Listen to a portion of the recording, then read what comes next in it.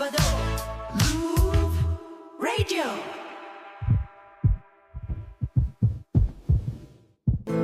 Magandang araw po sa inyo at sa mga kabarangay natin na katulad ko ay itago nyo na lamang sa pangalang Maureen. 34 years old at nagtatrabaho bilang supervisor sa isang private company sa Cavite. Ang totoo niyan ay kakadiscover ko pa lamang ng programa ninyong Barangay Love Stories simula ng magka-pandemic. At aaminin kong sobra po akong nagandahan sa kapapakinig. Dahil nakakapulot po ako ng mga aral at inspirasyon sa buhay mula sa mga storyang ibinabahagi ng ating mga kabarangay. Sa bagay, laging sinasabi sa akin ng mga magulang ko na bukod sa mga sarili nating experience, mahalaga po na matuto rin tayo mula sa ibang tao. Ako man ay may sariling karanasan at aral sa buhay na nais na ibahagi kaya nga ako sumulat dito. Marami rin po kasi akong pinagdadaanan, Papa Dudut. Bata pa lamang ay plinano ko na po ang buhay na dapat ay meron ako bago ako tumungtong ng 30 years old. Kaya nga tulad ng payo sa akin ng parents ko ay nag-aral po akong mabuti at nagtapos. Dahil sa pagsisikap, tiyaga at pagdarasal ay nagkaroon po ako ng magandang trabaho. Bukod doon ay nagkatotoo din po ang isa pang hiling ko sa Diyos. Matapos niyang ibigay sa akin sigab para maging karagdagang inspirasyon ko sa buhay. Hindi nga po nagtagal ay naging magkasintahan kami at nauwi ang lahat sa kasalan.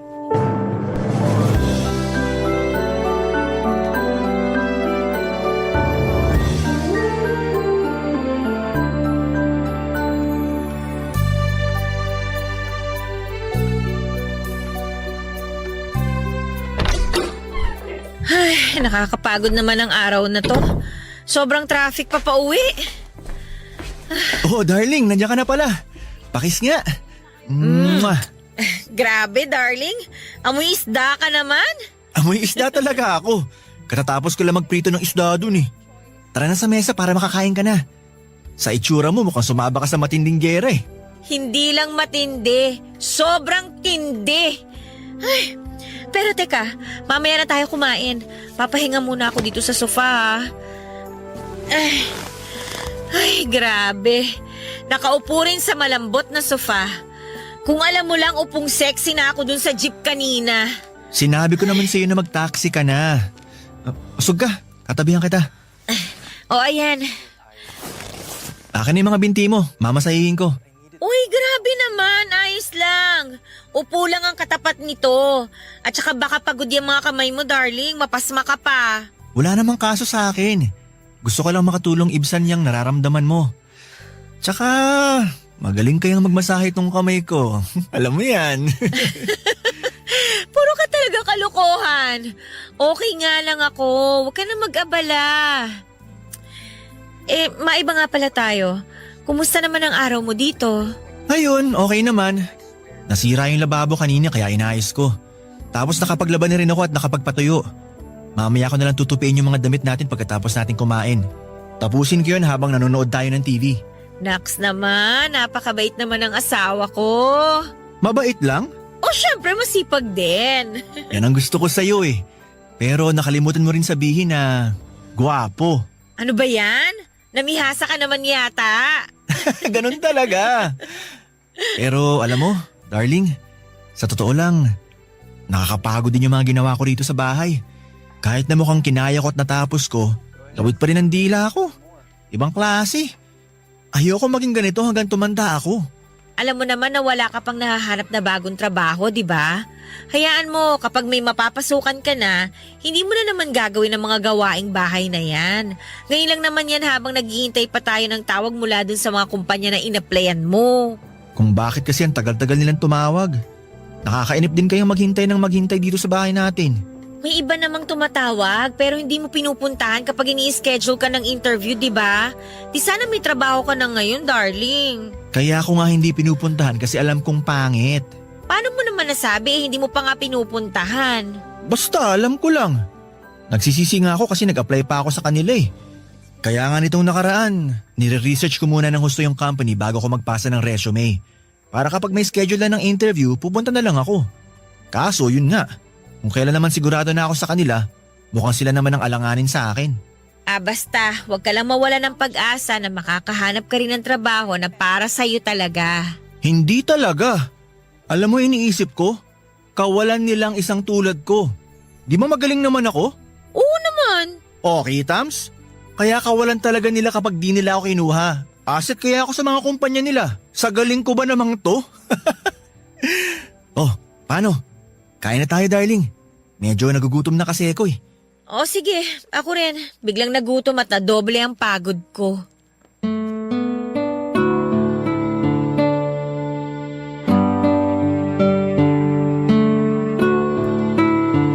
Papadudot nagkakilala po kami ni Gab nang pareho kaming umattend sa birthday party ng common friends namin.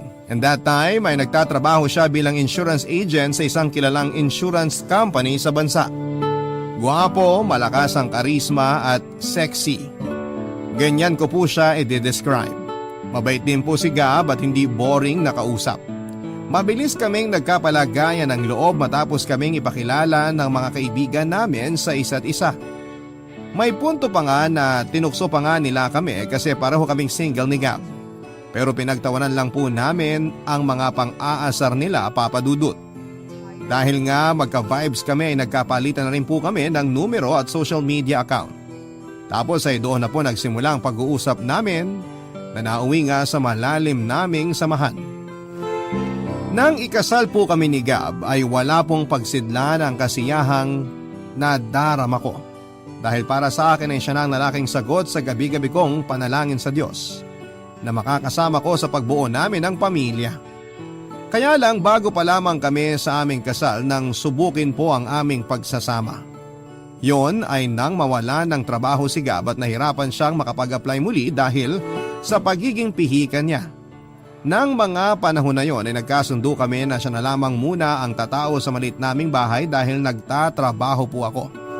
Nangako naman si Gab na pagbubutihin ang paghahanap ng trabaho habang nag-aasikaso sa bahay namin. Wala namang pong kaso sa akin ang pagiging house husband niya dahil wala pa po kaming anak. Nagkasundo kami na mag-iipon muna ng pera at i-enjoyin ang pagiging mag-asawa namin. Hindi nga nagtagal ay nagising na lamang ako isang araw na para bang gusto ko nang maging nanay.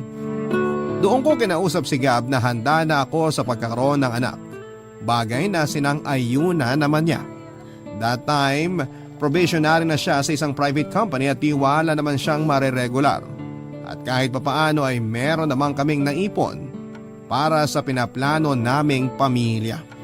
Kaya po ginawa namin ni Gab ang makakaya namin para makabuo ng baby sa lalong madaling panahon.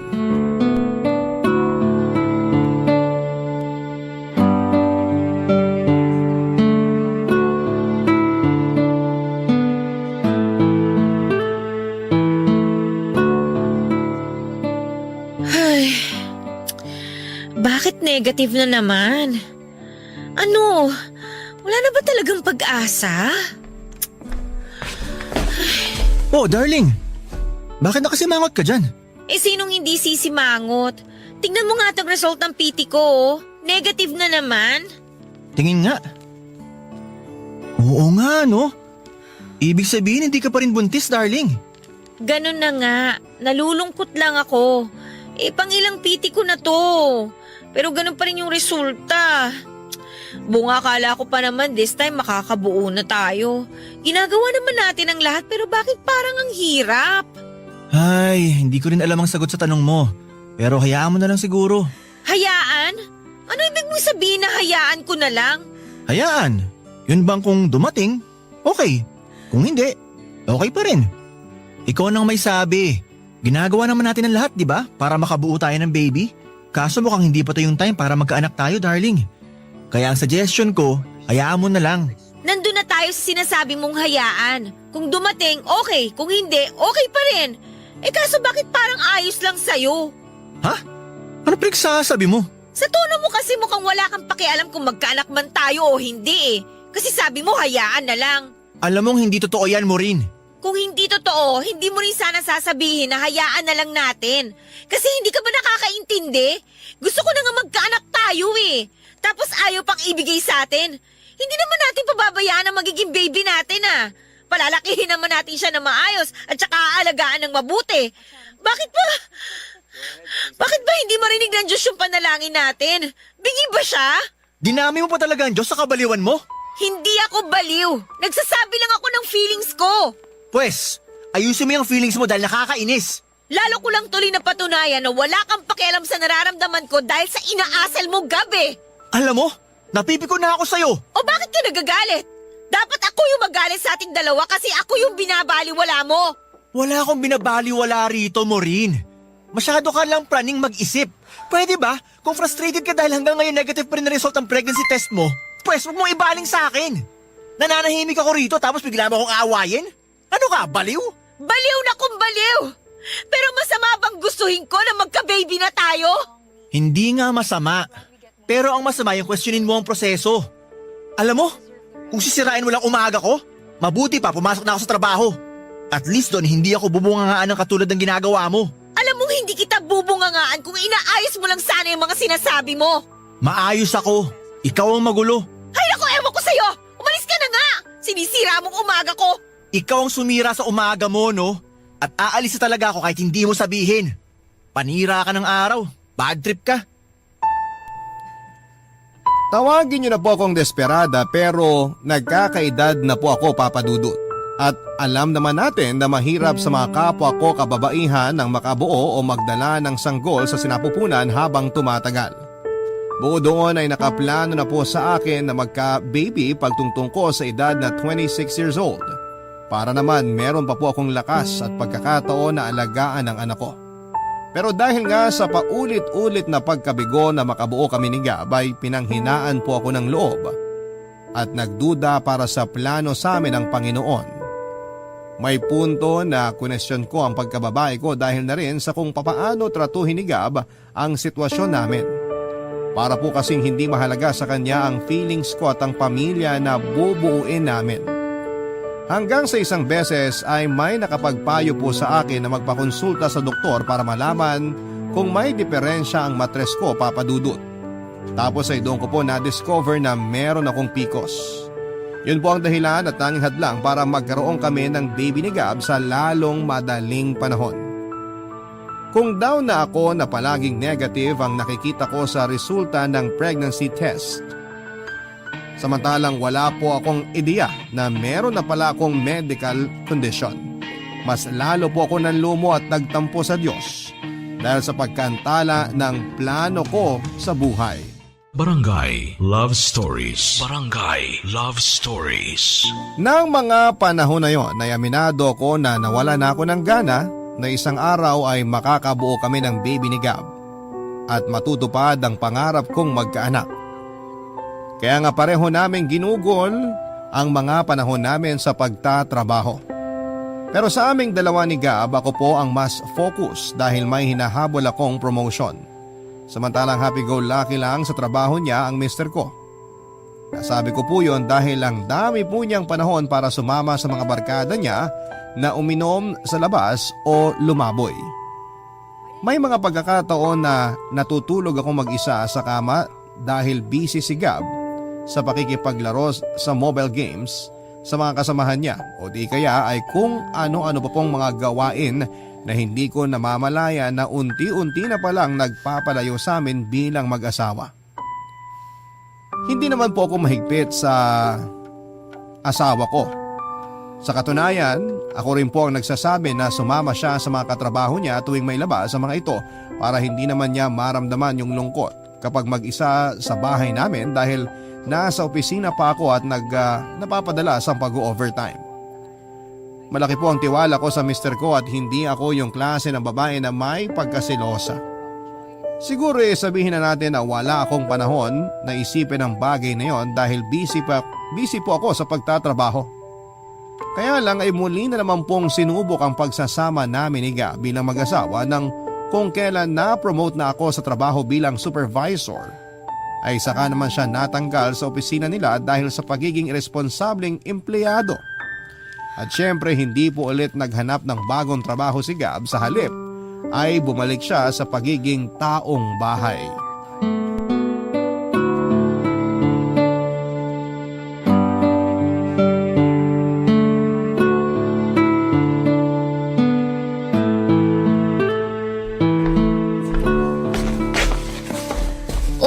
Darling, anong problema mo? Bakit malungkot ka yata? Ay, ano kasi darling? Malaki talaga ang problema ko. Gab, alam mo naman na mag-asawa tayo, di ba? Pwede mong sabihin sa akin ang gumugulo dyan sa isip mo. Nahihiya kasi ako, Maureen. Ayoko na sanang idamay ka pa rito. Bakit ka naman mahihiya sa akin? Katulad nga ng sabi ko, asawa mo ko. Pwedeng-pwede nating pag-usapan kung ano man yung mga problema mo. Ang totoo kasi niyan, na-ospital si nanay at kailangan ko ng tulong pinansyal.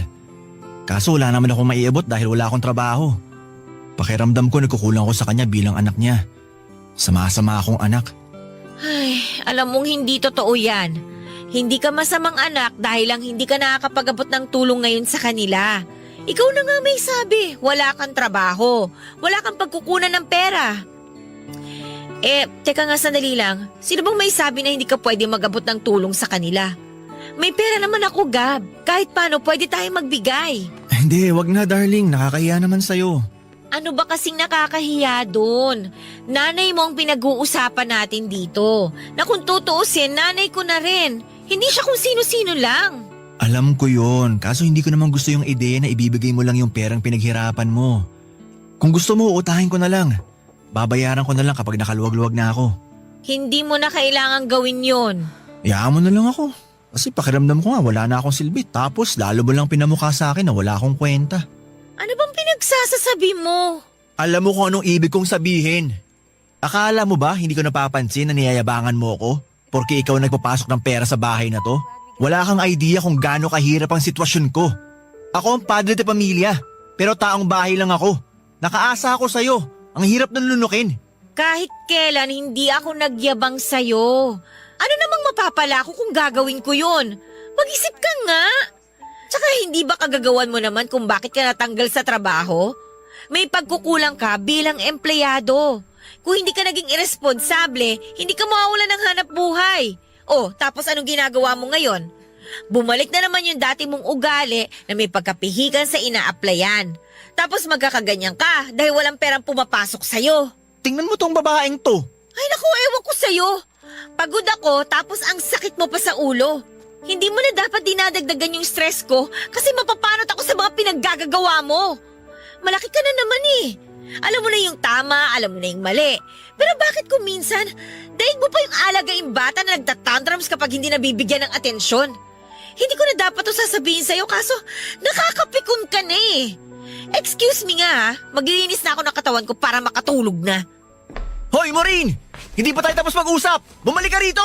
Ayaw kita makausap ngayong gabi. Sumasakit ang brain cells ko sa'yo. Hindi po nangyari na binayaran ako ni Gab, Papa Dudut, tulad ng pinangako niya sa akin. Pero hindi ko na rin naman siya siningil pa dahil hindi rin naman po isyo ang pera sa aming mag-asawa. Bukod doon ay pamilya naman niya ang tinutulungan ko. Kung tutuusin ay hindi na dapat niya utangin yon, kaya lang ay medyo mataas ang pride ni Gab. Kaya naman hinayaan ko na lamang siya sa gusto niyang gawin. Kaso hindi na nga po siya nakapagbayad, napadalas pa nang napadalas ang panghihiram niya ng pera sa akin kahit na hindi naman mahalaga ang pinagkakagastosan niya. Madalas kasi luho lang talaga tulad ng bagong sapatos, damit o di kaya ay cellphone. Doon na po ako nagsimulang ma-stress, Papa Dudut. Kasi ako rin po ang nagbabayad ng mga bills and other expenses namin sa bahay since wala siyang trabaho. Siyempre dahil mag-asawa kami ay kinausap ko po si Gab ng masinsinan. Pero imbes na mahinahon siyang makipag-communicate sa akin, ay nag-init po kagad ang ulo niya at sinabihan niya ako na pinagdadamutan ko daw siya o di kaya ay pinagmamalakihan porket ako ang may trabaho sa aming dalawa. At ako rin ang nagbabayad ng mga bills at bumibili ng pagkain namin. Nasaktan po ako, Papa Dudut, dahil ginagawa ko naman ang lahat masuportahan lamang ang pang-araw-araw namin. Dahil ayaw ko na bang isumbat sa kanya ang kawalan niya ng kakayahang dumiskarte para sa aming pamilya. Kaya lang ay hindi ko na napigilan ang sarili ko na magsabi ng mga sama ng loob ko sa kanya matapos niya akong sabihan ng hindi magaganda. Sa pagdaan ng mga araw ay hindi po naging maayos at mabuti ang relasyon namin ni Gab bilang mag-asawa. Tapos may mga gabi na madalas pa siyang umuuwi ng nakakainom galing sa kung saang bar kasama ang mga katropa niya.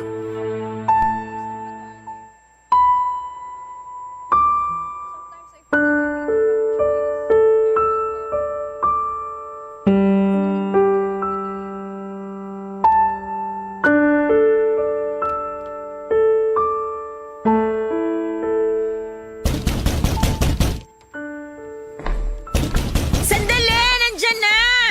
Huwag mo namang sirain yung pinto, ano ba? Bakit ngayon mo lang binuksan ang pinto? Kanina pa ako rito sa labas. Alis nga! Aray ko naman, Harang-harang ka. Gab! Ay, grabe. Nakaupo rin sa malambot naming sopa. Lasing ka ba? Ako, lasing? Di kaya. Nakainom lang. Sira ulo ka talaga, no? Ano bang problema mo? Bakit kinagagalit? Sino bang hindi magagalit? Pang ilang gabi mo na yung ginagawa. Ano ba talagang problema mo? Bakit pa na yung sama mo sa mga kaibigan mo para uminom? Alam mo ba na nag-aalala ako sa'yo? Iniisip ko kung nasan ka 10 oras ng gabi hanggang madaling araw kasi hindi mo man lang magawang sagutin ang tawag at text ko. Bakit ba? Sino ka? Nanay ba kita? Para sa kaalaman mo, malaki na ako. Kayang-kaya ko ng sarili ko kaya hindi mo na ako kailangan pagalitan ng ganyan. Ang bihira naman mo rin. Yung boss mo nakakabwisit sa tenga. Hindi nga ako ang nanay mo, pero ako naman ang asawa mo. Normal na mag-alala ako sa'yo. Tsaka hindi naman ako magkakaganito kung matino ka lang sana eh. Matino naman ako ah. Wala lang akong trabaho sa ngayon pero hindi ibig sabihin wala na akong kwenta. Lagi mo na lang pinamumukha sa akin na ganun akong klaseng tao. Kaya nakakawalang gana na eh. Alam mo ba yon? At kasalanan ko pa pala ngayon. Ayos ka rin eh, no? Sinong gusto mong sisihin ko? Yung kapitbahay natin? O yung tindero ng balot dun sa kanto? Wala ka talagang kwenta. Napakagago mong kausap. Huwag na huwag mo akong magsasalita ng ganyan ha! Gago ka! Gab, bakit mo naman ako sinampal? Ang ingay-ingay mo kasi! Hindi ba titigil yung bibig mo kakaputak? Gusto mo paduguin ko yan? Ano gusto mo? Sabihin mo lang, gagawin ko talaga! Lumayo ka sa akin, hayop ka! Ikaw ang hayop! Kasi kung tao ka, hindi ka putak ng putak! Dapat sa'yo pinapasakan ng basahan sa bunganga para manahimik na! Tigilan mo nga yan, Gab! Ano ba? Oh, ano? Ha? Ano? Nasasaktan ako, sabi! Lumayo ka sa akin! Aray! Walang iya ka talaga! Lalo ko nahilo dahil sa ginawa mo! Wala akong ginagawa rito! Ikaw ang bigla-bigla na lang nananakit! Ano ba problema mo, ha? Kung hindi ka masaya sa buhay mo, huwag mo akong idamay, please lang! Tapos ang kapal pa na mukha mong isisi sa akin kung ano nangyayari sa buhay mo ngayon. Samantala sa pagkakatanda ko, hindi ako nagkulang kakapaalala sa'yo at kakasuporta sa'yo bilang asawa mo. Desisyon mo na hindi magbago para sa ikaunlad ng sarili mo. Nasa iyo yung problema, wala sa akin. Tapos nananakit ka pa? Kung tinitikaw mo na lang yung bibig mo, sana hindi ka na nasasaktan. Hintayin mo ako makatayo rito. Lagot ka talaga sa akin. Subukan mo! Ipadadampot kita sa mga pulis! Papadudod, yun po ang unang beses na pinagbuhatan ako ng kamay ni Gab, pero hindi yon ang unang beses na pinagsabihan niya ako ng hindi maganda.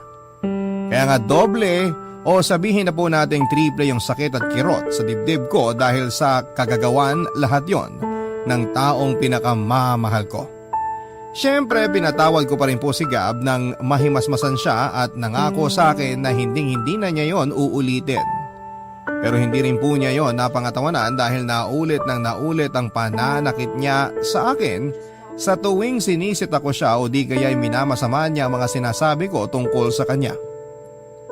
Papadudot, mahal ko po si Gab. Malaki po ang pagpapahalaga ko sa kasal namin pero aminado ko na tahimik po akong nasasaktan sa mga ginagawa niya at pinaparamdam niya sa akin. Kung nagkulang man ako bilang asawa, inihingi ko na po yon ng kapatawaran sa kanya. Pero bakit parang kahit na anong gawin ko, pinaparamdam pa rin niya sa akin na hindi sapat ang mga nagawa ko at nagagawa ko dahil ba sa babae lamang ako o dahil asawa niya lamang ako. Kung alam nyo lang kung gaano kahaba ang pise ng pagtitimpi ko kay Gab, masasabi nyo na sobrang martir ko para manatili pa sa isang relasyon na walang kasiguraduhan kung magtatagal nga ba. Barangay Love Stories. Barangay Love Stories. Naniniwala po ba kayo, Papa Dudut, na hindi ikaw ang makakapagpabago sa isang tao dahil ang makagagawa lang noon ay siya mismo? Kung hindi po siya determinado na tulungan ang sarili niya katulad ng pagtulong at pag-alalay mo sa kanya ay hindi siya makakausad o walang pagbabago ang mangyayari sa buhay niya. Natatandaan ko po na ganyan ang eksaktong payo sa akin ng mga magulang ko, kaya nga bigla ko na lamang naalala ang lahat ng mga sinabi nila matapos kong gawin ang makakaya ko upang suportahan at tulungan si Gab bilang asawa niya. Aside sa financial support ay hindi rin po ako nagkulang ng moral support sa kanya, Papa Dudut. Kaya nga lang ay hindi ko po talaga kinakitaan ng kahit na kaunting kusa ang mister ko para tulungan ng sarili niya. Dumating po ako sa punto na napapatanong na lamang ako sa sarili ko kung may saysay pa ba ang pakikisama ko sa kanya at ipaglaban ang kasal namin kung siya mismo ay hindi nag-e-effort para sa relasyon naming dalawa. Alam ko na hindi magandang magduda, Papa Dudut, lalo't nag-invest na ako sa kanya emotionally and mentally. Asawa ko siya at kasama ko siya sa lahat ng mga pangarap ko sa buhay. Pero nakakapagod na. May mga gabi na hindi ako nakakatulog ng maayos, kakaiya kung kailan darating yung point na mababago ni Gab ang disposisyon niya sa buhay niya. Para naman sa kanya ang lahat ng mabubuting bagay na kapalit ng pagsisikap at pagsasakripisyo niya. Siya lang din po ang makikinabang nun. Kaya dapat ay hindi niya masamain lalo na at sa akin ang gagaling. Pero akala ko'y wala nang lalala sa mga gagawin pa ni Gab. Pero doon po ako nagkamali, Papa Dudut.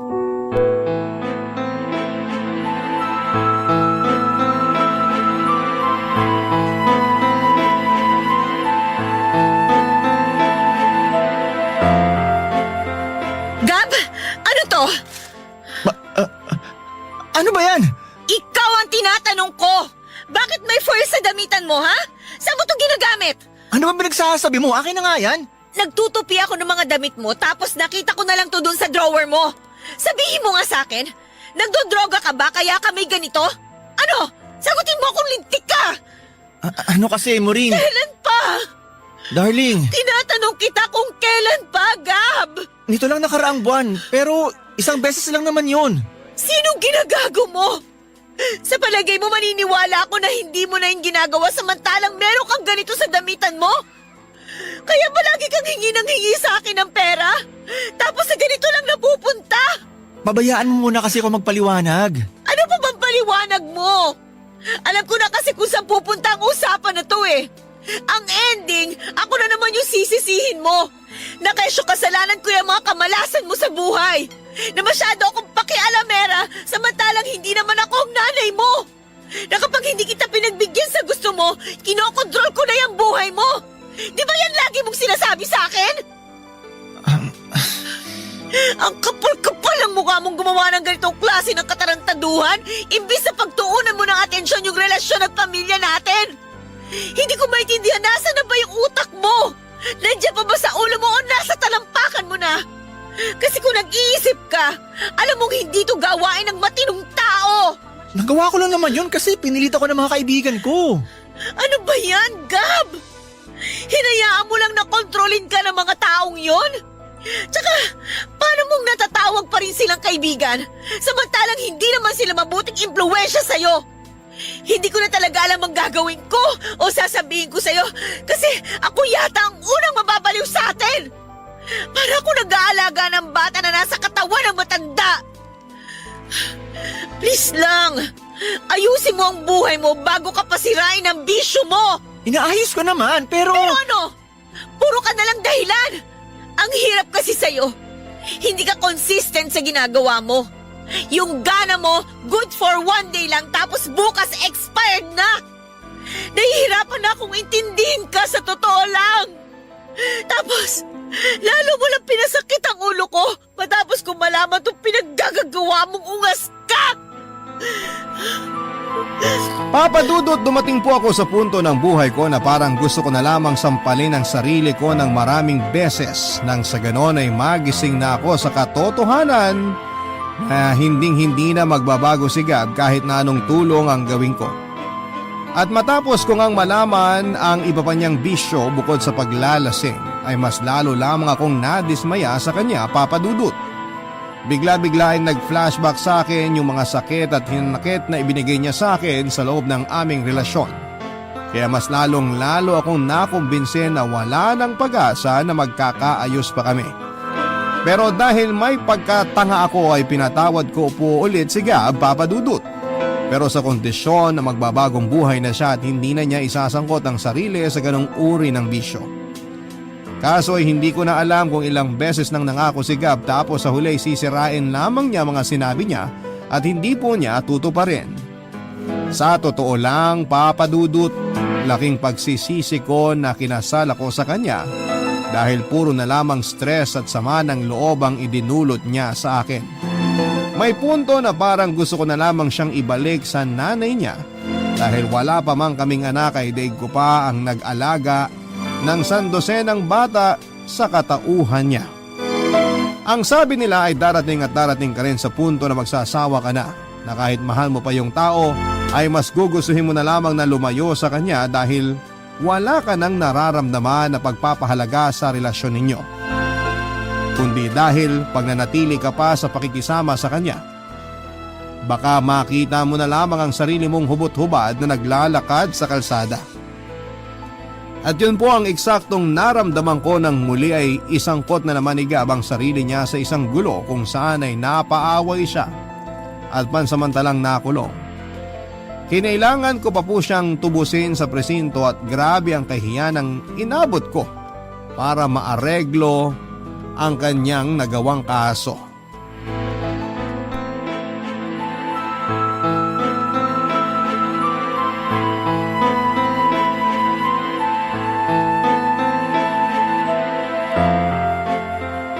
Gab, sira na ba talaga ang tuktok mo?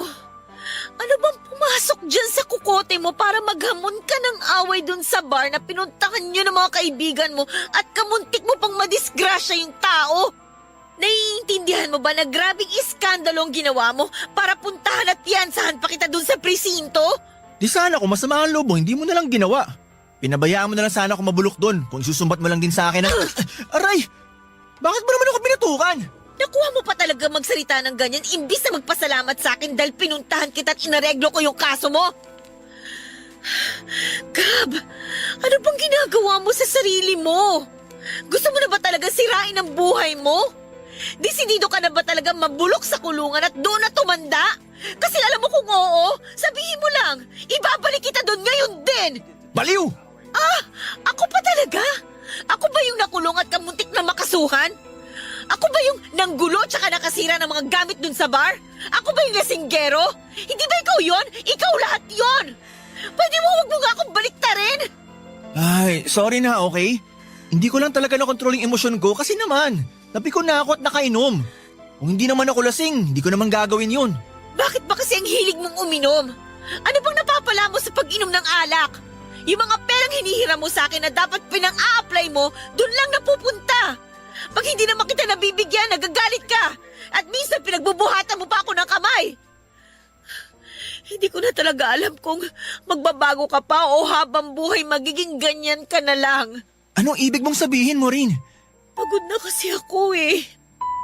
Pagod na ako. Inuubos mo yung pagkatao ko. Ubus na ako sa'yo. Para akong kandilang nauupos. Buti nga wala tayong anak kasi alam mo kung meron. Tapos ganyan ka pa kapasaway. Eh baka tumalo na lang ako dun sa tulay o di kaya nagbigti na lang ako para magpakamatay. Hindi naman ako nagkulang sa pagiging asawa mo, alam mo yan. Pero may mga gabi na tinatanong ko yung sarili ko. Hanggang kailan? Hanggang saan kita kayang pagtiisan? At pagkatapos nga nitong ginawa mo, narealize ko na ayoko na makisama sa'yo. I'm sorry pero gusto ko na maghiwalay tayo ng landas. Ha? Maureen naman, please. Huwag ka naman ganyan oh. Darling, baka nabibigla ka lang. Seryoso ko, Gab. Ayoko nang pakisamahan ka sa iisang bubong dahil punong-puno na ako sa'yo. Bago man ako humantong sa ganitong desisyon, pinag-isipan ko naman tong mabuti eh. Kaya nga desidido na ako. At wala nang makakapagpabago pa ng desisyon ko. Mahal ko po si Gab pero mas mahal ko ang sarili ko kaya humantong ako sa ganong klase ng pagpapasya, Papa Dudut. At alam kong alam ni Gab na kapag nagbitaw ako ng ganong salita, ang ibig sabihin nun ay seryoso ako at handa ako ng pangatawanan yon. Nang araw na yon ay sinabihan ko po si Gab na mag-alsabalutan na at umuwi na sa bahay ng mga magulang niya. Ako po ang may-ari ng bahay kaya ako ang mas may karapatan sa bahay na yon. Sabihin niyo na po na masama akong asawa pero sana'y isipin niyo rin muna ang mga pagtitimpi ko para kay Gab. Napagod na lamang ako at tinanggap ang katotohanan na hindi talaga para kami para sa isa't isa. Sa kasalukuyan ay mag-isa na lamang po akong nakatira sa bahay namin pero di hamak na mas payapa at masaya. Paminsan-minsan ay dinadalaw ako ng mga magulang ko and other relatives kaya nalilibang ako. Kung tatanungin nyo kung kumusta si Gab, ang balita ko ay nasa poder siya ng mga magulang niya at nakabalik na sa pagtatrabaho. Pero hindi ko na po inalam kung saang kumpanya. Ewan ko po ba, napagod na lamang ako na isangkot sa kanya ang buhay at sarili ko matapos na mga nangyari sa amin. Oo, nandun ang panghihinayang at lungkot kasi kinailangan naming maghiwalay. Pero minsan mas makakabuti yon dahil hindi nakabubuti sa aming sarili kapag magkasama po kami.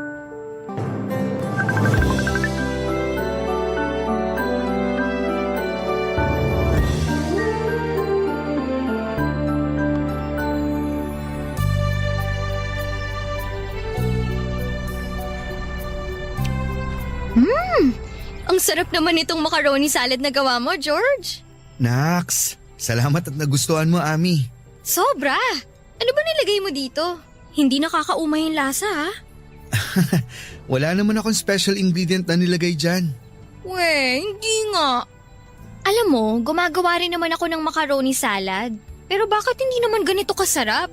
Baka kasi ang nilalagay mo lang nakahalo ng mayonnaise, condensed milk. Bakit? Ano pa bang dapat na ihalo dun? Pwede mo siyang haluan ng heavy cream o kaya all-purpose cream para hindi masyadong matamis o maasim. Saka maganda rin ang magiging texture ng dressing ng salad. Oo nga, no? Minsan kasi napapasobra rin sa asim o tamis yung salad na ginagawa ko tapos malabnaw pa. Kaya nga mas okay na lagyan mo ng mga ganong cream para mag-balance ang lasa nila. Yun kasi ang pangontra sa asim. Tapos hindi pa ganong katamis. Alam mo, ang dami ko talagang natututunan sa'yo pagdating sa pagluluto. Hindi naman. Konti lang din naman ang alam ko. Anong konti? Ang dami ko kayang nalalaman na secret recipe o ingredient mula sa'yo. Natutunan ko lang din naman yung mga yun sa nanay ko. Kasi mahilig siyang magluto. Buti ka pa. Si mama kasi walang kahilig-hilig magluto. Pero thank you kasi dinala mo ako dito sa park. Sobrang relaxing pala dito. Ayaw mo kasing manood ng sine ngayon. Saka ayaw mo rin na tumambay sa mall. Kaya ito ang naisip ko na tambayan natin. Mas okay nga dito kaysa doon sa mga dati nating pinupuntahan eh. Kasi mas tipid. Sira, mas okay dito kasi hindi ganun karami ang tao tsaka hindi rin maingay. Sa bagay, sa totoo lang, mas gusto ko rin talaga dito kasi mas nararamdaman ko na kasama kita. Ha? Ano ibig mong sabihin? Palagi naman tayo magkasama sa school ah. Oo nga, pero iba pa rin yung mga ganitong lugar. Pakiramdam ko, parang solo natin ang mundo. Ang corny mo, alam mo yun? Pero sa bagay, tama ka naman din sa sinabi mo. Kasi tignan mo nga oh, ang konti ng tao dito sa park. Kaya parang solo na rin talaga natin tong lugar. Kaya sa susunod, ibang park naman ang puntahan natin. Yung mas maganda ang view. Para mas relaxing din ang date natin. Sige ba? Pero kahit naman saan tayo pumunta, nare-relax ako basta ikaw ang kasama ko, Ami. Ewan ko sa'yo, ang dami mong baon na banat dyan ah. Totoo naman ang sinabi ko. Makasama lang kita kahit saglit. Buo na kaagad ang araw ko. Konti na lang talaga, dudumugin na tayo ng mga langgam dito sa pwesto natin sa tamis ng mga sinasabi mo. Kumain na nga lang tayo kasi magbabike pa tayo mamaya, di ba? Oo, may nakita na ako na pwedeng rentahan na bike dito sa park. Mas masaya raw mamasyal kapag nakabike eh. Excited na ako kasi ang tagal ko na rin hindi nakakapag-bike. Ubusin na nga natin itong mga pagkain na dala mo, George. O eto, susubuan na kita nitong macaroni salad.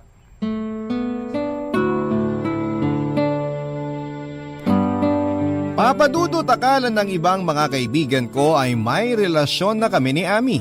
Kasi nga madalas nilang nakikita na sweet kami sa isa't isa. Pero sa tuwing tatanungin nila ang estado namin ng relasyon namin ni Ami ay sinasabi ko sa kanila na magkaibigan pa rin lang kami at nanliligaw pa lang din ako sa kanya noon. Nagtataka sila kung bakit hindi pa ako sinasagot ni Ami. At sa totoo lang ay medyo naiinip na rin ako pero syempre hindi ko yon pinapakita kay Ami. Wala rin naman ako magagawa dahil sabi nga ni Ami, hindi pa siya handa na pumasok sa isang relasyon. Ang mahalaga para sa akin noon ay madalas kaming magkasama at nararamdaman ko na malaki ang pag-asa ko sa puso niya.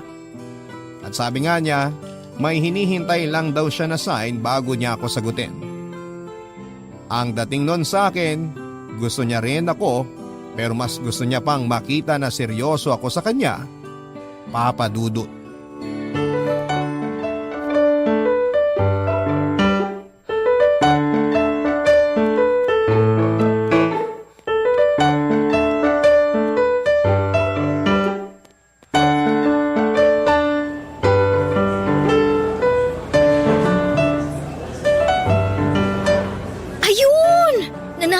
Sa nilalaro ko dito sa cellphone ko. Sakto kasi malapit na rin palang magsimula ang klase namin. Sasabihan na nga sana kita na may 7 minutes ka na lang bago ang klase nyo. Mabuti natapos ka na dyan sa nilalaro mo. Naaliw kasi ako masyado dito sa bagong game na dinownload ko. Makapag-ayos na nga ng mga gamit ko. Nga pala Ami, may gagawin ka ba bukas? Bukas? Mga anong oras? Mga lunchtime siguro. Kung lunchtime, wala naman kasi sa umaga ko sasamahan si mama na mag-grocery. Bakit? Anong meron? May nakita kasi ako na bagong bukas sa Korean restaurant dun sa mall. Mahilig ka sa mga Korean food, di ba? Tara, dun tayo mag-lunch bukas. Sige, tara. Libre naman ako ng lunchtime. Okay, sunduin na lang kita bukas. Hi George! Hi Ami! Hello, Leo. Sakto ang dating mo kasi paalis na rin ako dito sa kantin. Samahan mo tong kaibigan mo ang bagal kumain. Kanina pa niya kinakain yung chami niya hanggang ngayon di pa ubos. Mabagal kasi talaga kumain yan si George. Tama! Uy, grabe kayong dalawa sa akin ha. O sige na, alis na ako at baka malate pa ako sa klase ko. Okay, basta yung lakad natin bukas ha. Opo, hindi ko kakalimutan. Sige na, mauna na ako sa inyong dalawa. Bye! May date kayo bukas ni Ami? Oo. Itatry namin kung masarap dun sa nakita kong bagong bukas na Korean restaurant sa mall na malapit dito. Fan nga pala ng Korean movies at series yang si Ami, no? Sinabi mo pa. Kaya nga pati mga Korean food naging hilig na rin niya eh. George? Matanong ko lang ha. Wala ka bang naririnig tungkol dyan sa nililigawan mo? Naririnig? Anong ibig mong sabihin? Sa totoo lang, medyo nagulat nga ako nang makita ko kayo dito na magkasama eh. Ha? Bakit naman? Eh kasi, narinig ko dun sa isang kasamaan ko sa soccer team na parang nagkakamabutihan na raw sina Ami tsaka si Ed. Yung badminton player dito sa school natin. Ay nako Leo, huwag ka nga masyado nagpapaniwala sa mga ganyang chismis. George, alam mo naman na hindi ako mahilig maniwala sa mga ganong chismis. Kaya lang kasi, Ano? Bakit hindi mo matuloy ang sinasabi mo? Kasi nga parang nakita ko si Ami tsaka si Ed sa plaza nung isang araw. Magka-holding hands silang dalawa. Uy bro, bakit hindi ka na nagsalita dyan? Wala naman kasi akong dapat sabihin. Sa'yo na nanggaling na hindi ka naman sigurado na silang dalawa nga ang nakita mo. Kaya ang mabuti pa, umorder ka na ng pagkain mo. Kasi dumadami na ang estudyante dito sa kantin.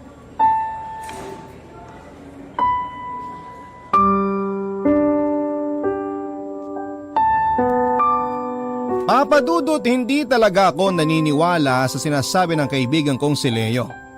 Kahit alam ko na wala siyang dahilan para mag-imbento ng kwento, imposible rin naman na maging totoo ang sinasabi niya na may ka-holding hands na ibang lalaki, si Ami. Hindi naman kasi si Ami ang tipo ng babae na madaling makuha o mapasagot. Kaya nga, mahigit 1 taon na ako nanliligaw sa kanya noon, kaya naman kesa magtalo pa kami ni Leo, sinabi ko na lang ulit na baka nagkamali lamang siya nang nakita niya. Na hindi si Ami yung nakita niyang babae. Malakas na kasi talaga ang pakiramdam ko noon na malapit na akong sagutin ni Ami. Alam naman kasi natin kapag may pag-asa tayo sa nililigawan natin, hindi ba, Papa Dudut? At palaging pinaparamdam sa akin ni Ami na hindi masasayang ang mga effort na ginagawa ko para sa kanya. Pinangahawakan ko yung mga pasaring niya na gusto niya ako. Pero hindi pa lang siya handa na pumasok sa pakikipagrelasyon ng mga panahon na yon, Papa Dudut. Kaya naman nag-aabang na lamang ako sa magiging sagot niya. Barangay Love Stories. Barangay Love Stories. Di ko na rin nakikita kung sino ang madalas niyang nakakasabay kumain at umuwi. Hindi na rin kasi niya madalas na nasasagot ang mga tawag ko. Hindi na rin siya madalas na nagre-reply sa mga text ko sa kanya. Pero hindi pa rin ako bumitaw, Papa Dudut, at iniisip ko na nga lang na totoo ang dahilan na ibinibigay niya sa akin. Na busy lamang talaga siya sa academics niya at mga requirement para makagraduate, Papa Dudut.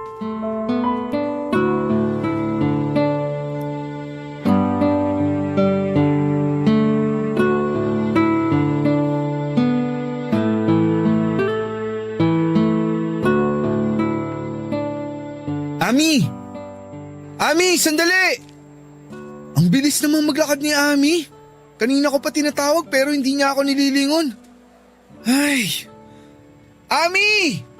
Ami, hintayin mo ako! Ami! Oh, George! Naabutan din kita sa wakas. Kanina pa kita tinatawag pero hindi mo naman ako pinapansin. Naku, pasensya na. Naka-earphones kasi ako at nakikinig ng kanta. Ganun ba? Ay, kaya naman pala hindi mo ako naririnig. Oo, sorry talaga. Bakit mo nga pala ako hinahabol? Eh kasi 'di ba, sabay tayong magla-lunch. Hinintay kita sa kantin pero hindi ka naman dumating. Tapos nung nakita nga kitang naglalakad dito sa field, hinabol na kita. Hala, oo nga pala. Nakalimutan kitang i-text kanina na na-extend ang klase ko kaya doon na lang kami sa kabilang kantin kumain ng mga kaklase ko. George, sorry Nawala talaga sa isip ko kasi na-empty bat din ang cellphone ko kanina. Wala namang kaso sa akin yun, Ami. Saan ka nga pala pupunta? Dyan lang. Saang dyan lang? Tara, sama na kita. Naku, wag na. Kaya ko naman maglakad mag-isa.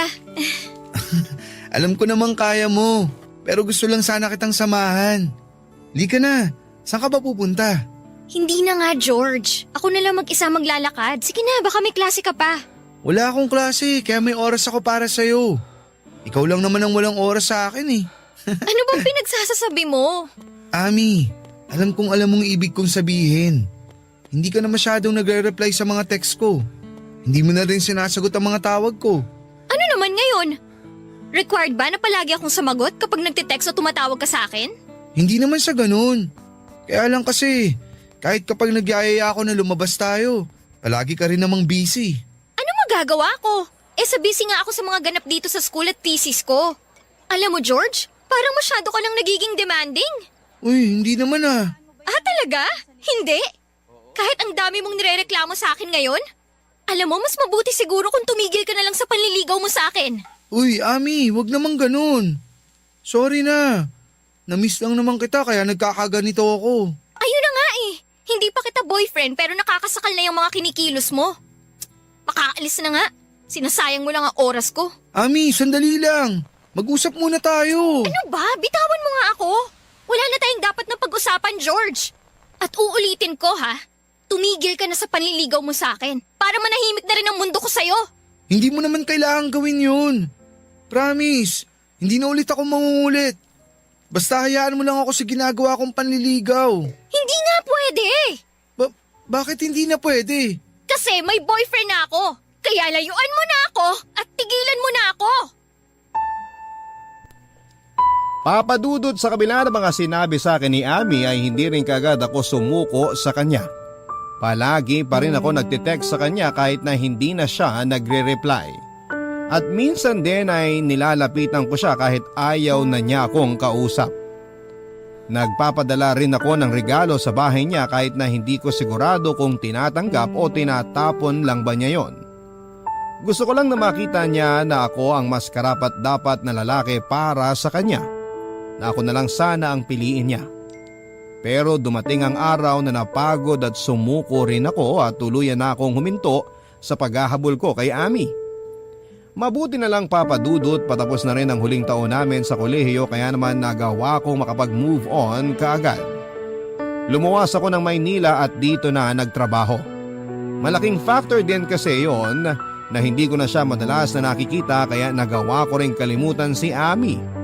Sinimulan kong mag-focus sa sarili ko pero wala pang isang taon ang nakalipas ay nagkaroon kagad ako ng bagong inspirasyon. Hindi nga nagtagal ay naging girlfriend ko rin ang inspirasyon kong si Isabel, papadudot.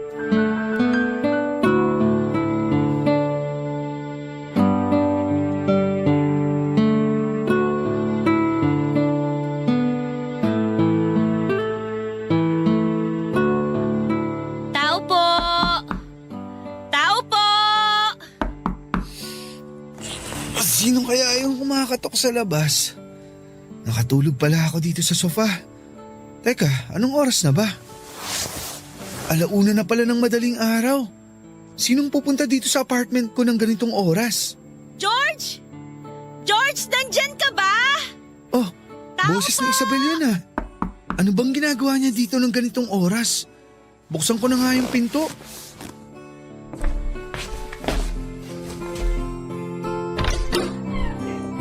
Oh, sweetie! Anong ginagawa mo dito?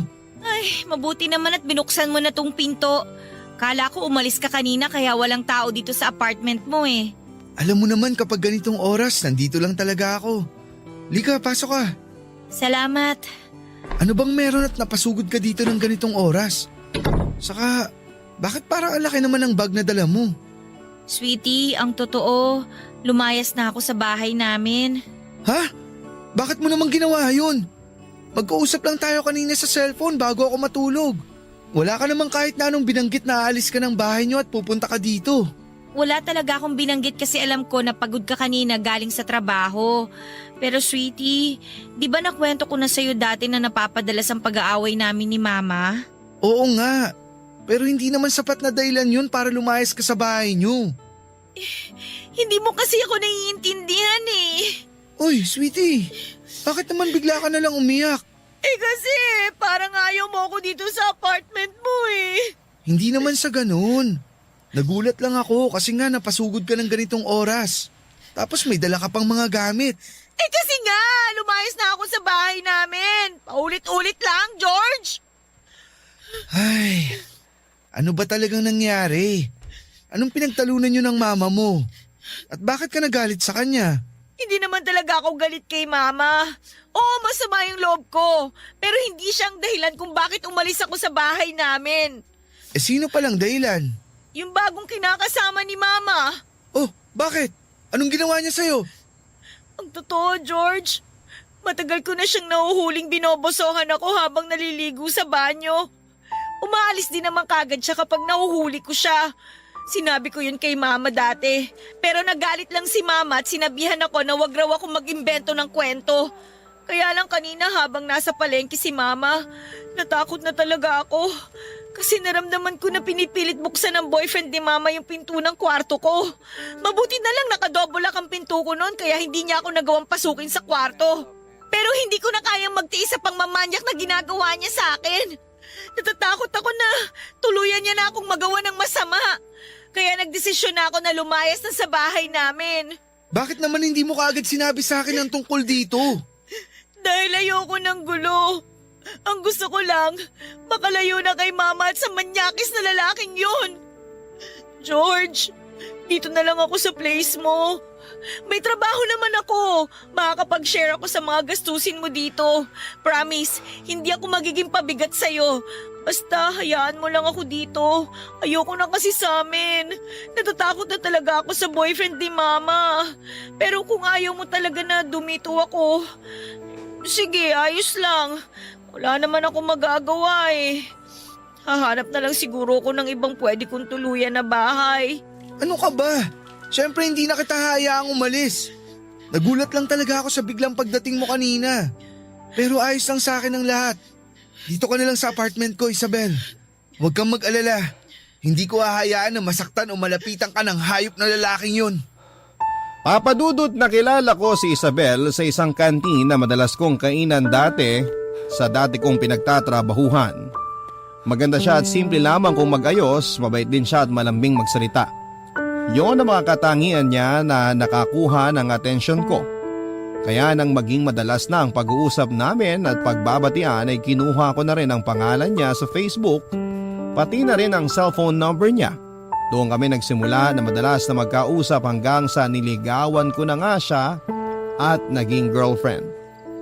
May 3 buwan pa lamang kaming magkarelasyon nang kumatok si Isabel sa place ko at nagsabi na gusto na niyang magsama kami sa isang bahay, Papa Dudut. Nagdalawang isip pa talaga ako noong una kasi sa totoo lang ay hindi ko alam kung ano ang tamang gawin tungkol sa bagay na yon. Pero nang umiyak na nga si Isabel sa harap ko at sabihin niya ang tungkol sa pagtatangka sa kanya ng masama ng kinakasama ng mama niya, hindi na ako tumanggi pa sa gusto niyang mangyari na tumira siya sa apartment ko. Barangay Love Stories. Barangay Love Stories. Papadudot, nag-live-in na nga kami ni Isabel at nagtulungan sa mga gastusin sa bahay. At tama nga ang ibang tao sa sinasabi nila na mas makikilala mo ang karelasyon mo kapag nagsama na kayo sa iisang bubong. Dahil marami akong na-discover sa ugali ng partner ko na hindi ko pa alam noong umpisa. May pagkamudi pala siya lalo na kapag may menstruation siya. Mabilis ding uminit ang ulo niya kapag bagong gising siya o kaya ay inaantok. Mahilig siyang magluto pero tamad siyang magligpit ng mga ginamit niyang pagluto. Ayos lang naman sa akin yon dahil ang mahalaga ay alam kong mahal namin ang isa't isa. Papadudot, 4 na buwan pa lang kaming nagsasama nang magbuntis ang partner kong si Isabel. Pareho kaming hindi handa pero pareho rin kaming nangako na magiging mabuting magulang kami sa anak namin. Kaya lang sa 3 buwan ng pagbubuntis ni Isabel ay nakunan siya dahil masyado raw mababa ang kanyang matres. At mula nang mawala ang anak namin, nagbago ang ugali ng partner ko, Papadudot.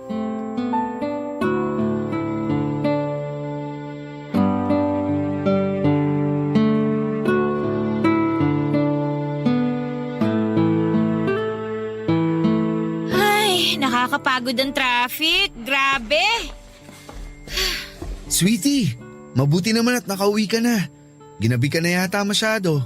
Oo, nag-general cleaning kasi kami sa kantin kanina kaya late na kami pinauwi ng supervisor namin.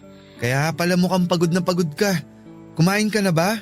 Talaga ba, George? Tinatanong mo pa talaga sa akin yan? Ha? Bakit? May mali ba sa tanong ko? Gusto ko lang naman malaman kung kumain ka na eh. Malamang, hindi pa ako kumakain. Sa tingin mo ba may madadaanan pa akong bukas na kainan ng ganitong oras? O sige, sandali lang. Magsasaing lang ako ng kanin. Ano? Hindi ka pa nakakapagsaing? Oo, hindi pa nga. Huwag mong sabihin na hindi ka pa rin nakakapagluto ng ulam. Sweetie, pasensya na. Hindi ko naman kasi alam na dito ka maghahapunan. Kumain na kasi ako bago umuwi dito. Kaya akala ko ganun din ang gagawin mo kasi nga ang sabi mo, may overtime kayo sa trabaho. Kaya di na ako nagluto. Pero hindi ko naman sinabi na sa labas na ako kakain, di ba? Oo nga, pero yung kasi ang akala ko.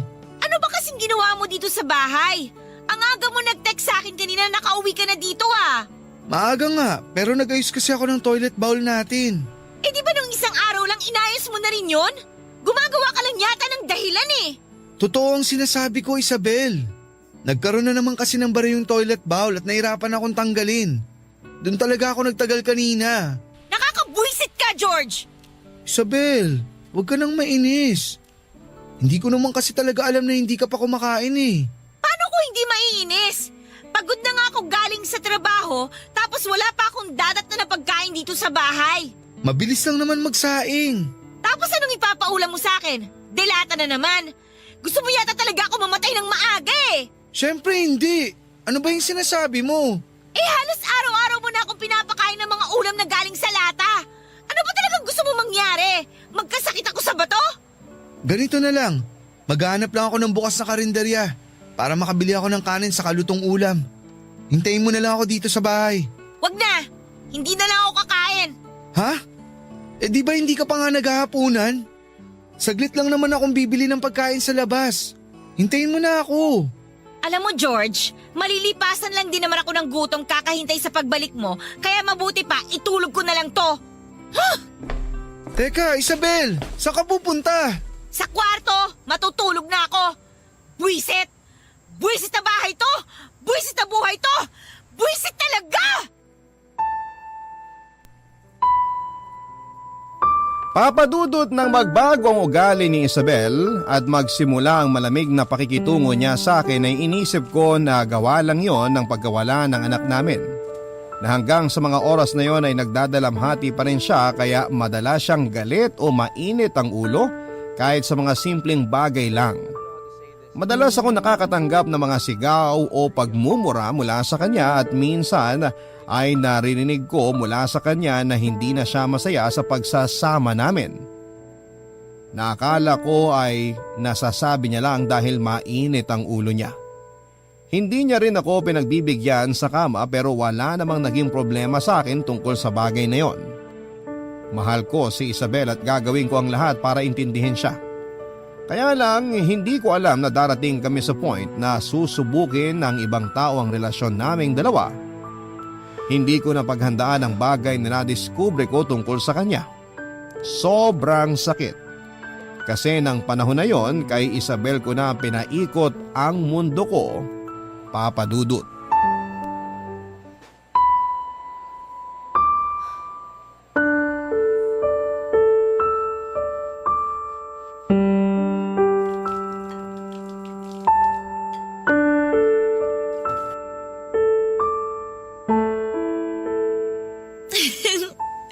Oo nga. Bukas nga tayo magkikita. Promise, hindi na ako malilate. Aagahan ko para mas marami tayong oras para sa isa't isa. Miss na kasi talaga kita eh. Sino yung kausap mo? George? Bakit nandito ka na? Akala ko mamaya pang uwi mo kasi may overtime kayo sa trabaho. Ang tanong ko ang sagutin mo. Sino yung kausap mo? Kaibigan ko lang. Kaibigan mo lang? Talaga? Oo nga, ano ba kasing problema mo? Patingin nga ako ng cellphone mo. Ayoko nga. Akin na yung cellphone mo, Isabel. Ayoko nga, ano ba? Bigyan Akin mo nga sabi. tong cellphone ko. Ano ba kasing problema mo, George? Gusto ko lang makita kung sino yung kinakausap Ano ba? mo. At kilig na kilig ka dyan. O yan! Ayan ang cellphone ko, isaksak mo sa baga mo. Kainis ka. Rex? Sino tong Rex na nasa last call history ng cellphone mo, ha? Kaibigan ko nga lang yan. Sinabi ko na sa'yo kanina, di ba?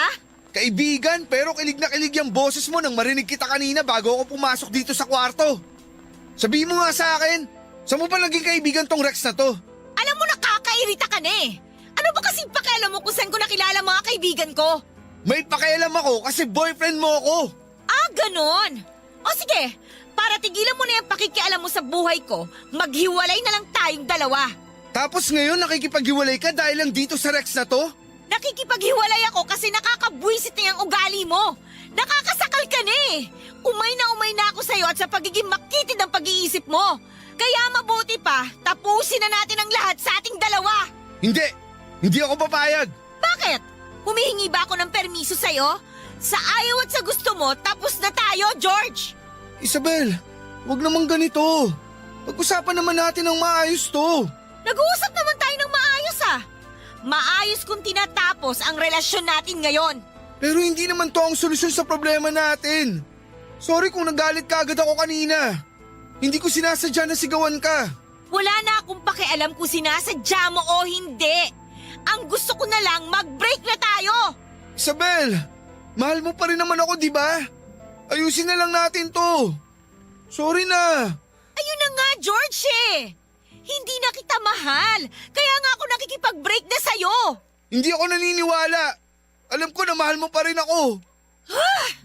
Okay, fine! Aaminin ko na para matauhan ka na. May iba na akong mahal. Si Rex, yung lalaking kausap ko sa cellphone kanina. Mahal ko na siya. Kaya umalis ka na dyan sa harap ko, mag-i-empake na ako ng mga gamit ko. Isabel naman, please. Huwag mong gawin sa akin to.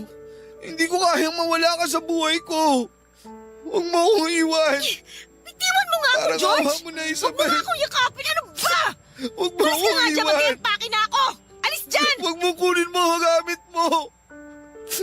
Huwag ka umalis sa bahay na to. Isabel, kung gusto mo tatanggapin ko na break na tayo. Basta huwag ka lang umalis. Huwag mo lang ako iwan. Nagmamakaawa ako, Isabel. Ayoko umalis ka. Dito ka na lang. Huwag mo akong iwan. Siguro nga Papa Dudut ay marami na akong senyales na nakikita noon na niloloko ako ng partner kong si Isabel. Pero hindi ko lang pinansin ang mga senyales na yon sa labis na pagmamahal na nararamdaman ko para sa kanya. Hanggang sa isampal na nga sa akin ang katotohanan. Pero hindi pa rin ako sumuko at hindi ko siya binitawan, Papa Dudut. Wala mahal ko talaga siya. Kaya sa kabila ng mga sinabi niya sa akin na hindi na niya ako mahal, nakiusap pa rin ako na huwag siyang umalis sa bahay at huwag niya akong iwanan. Pinagbigyan niya naman ako at nagstay pa rin siya sa place ko. Pinagsilbihan ko siya kahit palagi niyang pinaparinig sa akin na may kausap na siyang ibang lalaki sa cellphone. At hindi na talaga ako ang mahal niya, Papa Dudut. Doon ko naisip na minsan sa sobrang laki ng pagmamahal na nararamdaman natin para sa isang tao ay nagiging bulag at bobo na tayo. Wala na tayong ibang iniisip noon kundi hindi sana bumalik tayo sa panahon na mahal pa rin tayo ng taong naging dahilan ng pagiging masaya natin. Na sana mahalin ulit tayo ng taong mahal natin pero may mga bagay talaga na hindi na natin pwedeng balikan pa. At may mga pangyayari na hindi na pwede pang magbago. Dahil nagkaroon ulit kami ng pagtatalo ni Isabel nang dalhin niya ang bago niyang boyfriend na si Rex sa mismong place ko. Hindi ko na napigilan pa ang sarili ko at nasunto ko ng ilang beses si Rex hanggang sa umalis na ito ng bahay. Naiwan si Isabel pero nagsimula na mag-impake ng mga gamit niya na kaagad ko namang pinigilan. At sa ilang beses na pakiusap at pagmamakaawa ko sa kanya na ko ang piliin niya ay hindi yon nangyari, Papa Dudut. Kahit halos humagulhol na ako sa harapan niya at lumuhod ay wala pa rin akong nagawa para pigilan siya sa ginagawa niya. At bago pa nga siya tuluyang lumayas ng bahay ay muli ako nagmakaawa sa kanya. Muli ako nakiusap na doon na lang muna siya sa bahay. Kahit na hindi na kami mag-usap, kahit na hindi na kami magkabalikan, basta makasama ko lamang siya ay sapat na. Sobrang desperado na ako pero wala na akong pakialam pa. Siyempre hindi na niya ako pinagbigyan na tuluyan na niya akong iniwanan. Sa mga sumunod na araw ay nalaman ko kung saang bahay siya tumuloy at pinuntahan ko pa rin siya para muling pakiusapan na magkabalikan kaming dalawa. Doon ko ulit nakita si Rex pero sa pagkakataon na yon ay ako naman ang nabugbog niya. Kaya ko namang lumaban pero hindi ko ginawa lalo na nang harap-harapan itong piliin ni Isabel kesa sa akin. Pinamukha niya na kahit kailan ay hindi na niya ako magagawa pang mahalin. Na hindi na ako lalaking makapagpapaligaya sa kanya. Tinanong ko siya, Papa Dudut, kung ano nga ba ang meron ng lalaking yon na wala ako, ano ang ibinigay nito sa kanya na hindi ko ibinigay. At bakit hindi ako ang pinili niya sa kabila ng mga bagay na naisakripisyo ko para sa kanya. Isa lamang ang naging sagot niya. Mahal niya ang bagong boyfriend niya kaya ito ang pinipili niya.